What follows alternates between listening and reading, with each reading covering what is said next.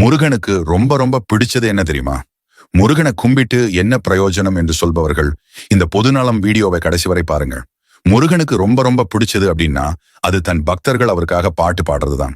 அதிலும் நாம் ஒரு பாடல் கேட்டு இருப்போம், மருதமலை மாமணியே முருகையா என்று. இந்த பாடல் இல்லாத கோவில் திருவிழாவும் இல்லை, வீட்டு விசேஷம் இல்லை. அப்படிப்பட்ட பாடல் எப்படி உருவானது என்று தெரியுமா? பட தயாரிப்பாளர் சாண்டோ ஜின்னப்பதேவர் அவர்கள் கண்ணதாசனை அணுகினார். கண்ணதாசனும் இதோ வருகிறேன் அதோ வருகிறேன் என்று சொல்லியே 2-3 நாட்களாக பாட்டு எழுத வரமால் இருக்கிறார். இது என்ன என்றே புரியாத சாண்டோ சின்னப்பதேவர் நேரடியாக கண்ணதாசனை பார்த்து, ஒரு பாட்டு எழுத எத்தனை நாட்களாக வர சொல்கிறேன், ஆனால் நீ ஏன் இன்னும் வராமல் இருக்கிறாய், என்ன பிரச்சனை என்று கேட்கிறார்.